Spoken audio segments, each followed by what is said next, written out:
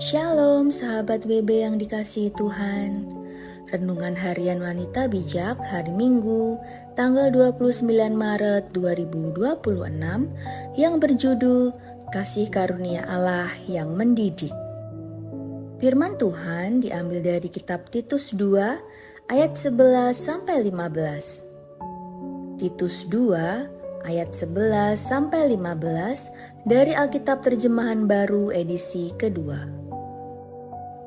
Sebelum kita membaca firman Tuhan, marilah kita berdoa. Tuhan Yesus, terima kasih atas firman-Mu. Kami mohon penyertaan Roh Kudus agar kami dapat mengerti dan memahami firman-Mu. Di dalam nama Tuhan Yesus kami berdoa. Amin.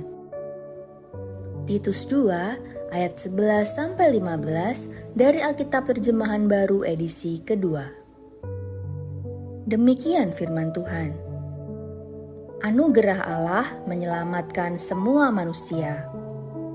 Sebab sudah nyatalah anugerah Allah yang menyelamatkan semua manusia dan mendidik kita supaya kita meninggalkan kefasikan dan keinginan-keinginan duniawi, dan supaya kita hidup bijaksana, adil, dan saleh di dalam dunia sekarang ini dengan menantikan penggenapan pengharapan kita yang penuh berkat dan penampakan kemuliaan Allah yang maha besar dan Juru Selamat kita, Yesus Kristus, yang telah menyerahkan dirinya bagi kita untuk membebaskan kita dari segala kejahatan dan untuk menguduskan bagi dirinya suatu umat miliknya sendiri yang rajin berbuat baik.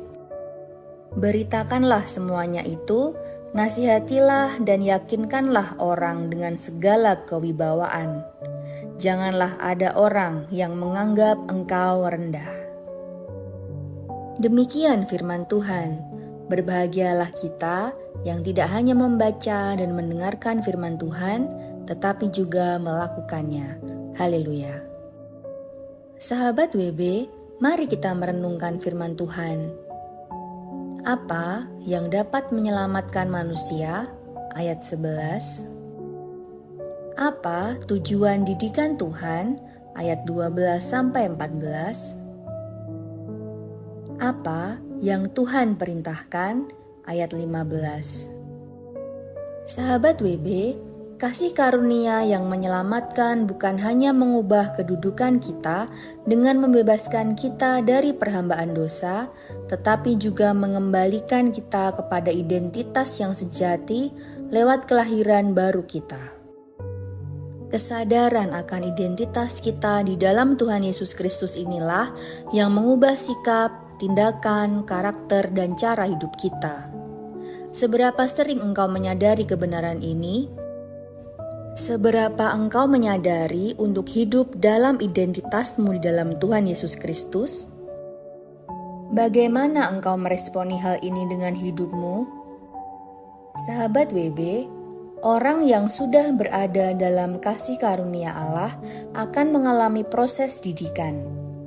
Kata didikan mengandung arti mendisiplin yang perlu disadari terus-menerus sehingga kita terus diperbaharui sampai menjadi manusia baru yang menyatakan pribadinya.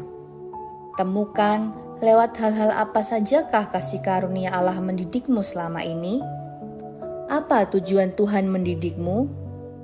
Dalam hal apa Tuhan sedang mengubahmu melalui didikannya?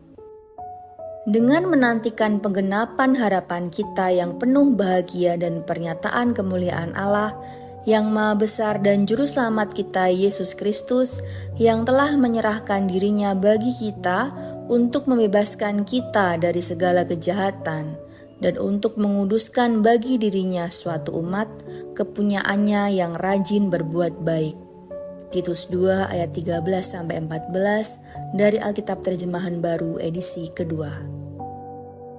Sahabat WB, anugerahnya yang menyelamatkan memberi kita pengharapan kekal sehingga kita dimampukan untuk terus melakukan apa yang dikehendaki Tuhan selama hidup di dunia ini.